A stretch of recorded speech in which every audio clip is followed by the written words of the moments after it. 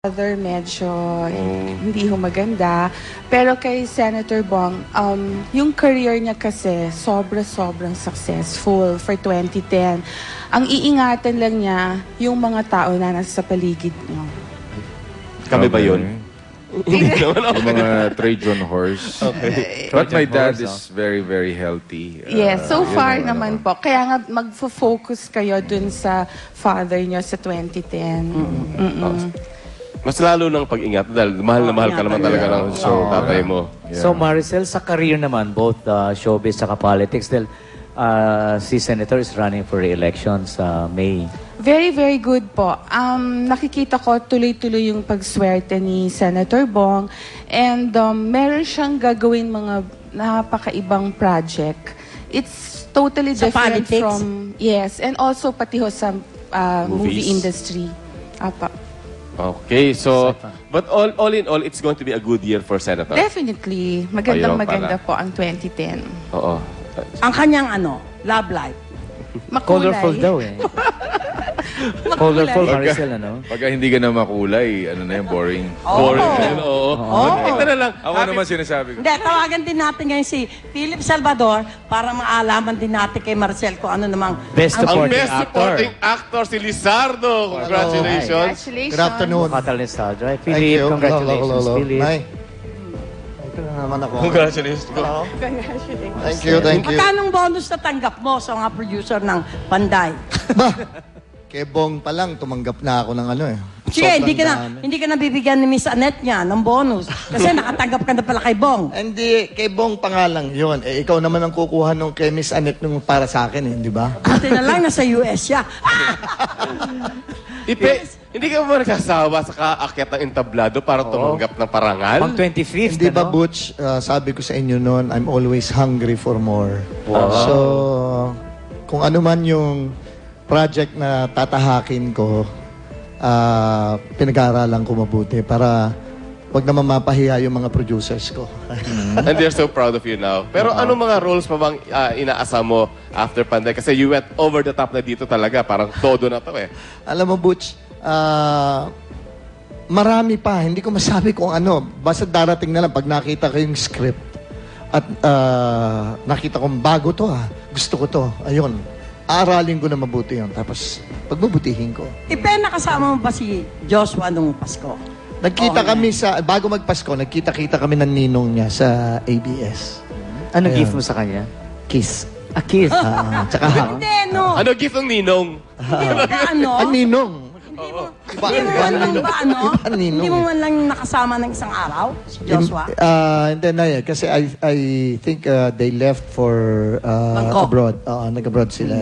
Alam mo, na-witness ko yung pagkikita ng mag-ama. Talagang very dramatic. Kasi laki mo na si Joshua, Nung nagtingin, nakita siya, hindi kasi niya na-expect na makikita niya anak niya doon. Hindi rin na-expect ni Diyos na makikita yung tatay niya. So, nung nagkitaan siya, nagkatitigan at napatigilan pareho. Yung bata, nakita ko parang napayo kung gano'n. Biglang tumingin ulit sa tatay niyang gano'n. Tapos biglang nagyakapan sila. Ba't matagal pa kayo kinilabutan ako talaga yung moment. Hindi, ba't matagal kayo hindi nakikita? Matagal, mga 2 days. 2 days? Ang tagal noon. Medyo matagal, Nailolit, kasi we've been busy also. Busy kami ni Bong. Tapos, marami din ginagawa ngayon ng family naman nila. Pero sa telephone, nagkakausap kayo? Kakausap kami. Nagkakausap kami. Magkasing laki na kayo ni Joshua. Mas malaki siya sa akin. Malaki siya. Oo, nakikita ko lagi sa Santuario de San Jose yan. So, Senator, showing pa yung Panday Nationwide, no? Imbitahin mo yung hindi pa nakapanood. At yung gusto mo manood ulit. Mga kaibigan, gusto lamang po namin magpasalamat sa inyo sa lahat po ng tumangkilik ng Panday. Salamat po at ginagawa nyo kaming number 1 at mananatili yon hanggang January 8 kung baga. With the grace of the Lord at syempre hahaba pa ho ang showing namin, aabutin pa ng Pebrero bago ho pumunta sa campaign period. Mga kaibigan, maraming salamat po sa inyong lahat, sa mga nanood at sa hindi pa po nanonood. Mga anak, yayain nyo na mga lolo, lola, tatay, nanay, uncle, auntie, kapatid, pinsan, sabay-sabay kayong manood. Paano mo naman hindi bibigyan ng bonus yan? Pakita mo naman mag-promote. Talagang, talaga, no? Trying hard comprehensive na yung trying hard na invitation pag, niya. no, hard Hindi sell. naman nagsasabi na siyang totoo kasi talagang visual effects para talaga sulit na. I'm Salamat sure hindi po, mo salamat. binoto si Bong. Hoy, hindi naman ako member ng jury, no? Okay, anyway. So, anyway, Senator, okay.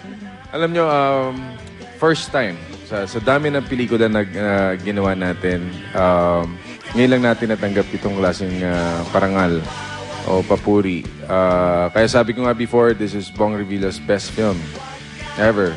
No, kaya yung challenge sa amin ngayon, yung paano namin malalagpasan ito for next year. For this year, December again.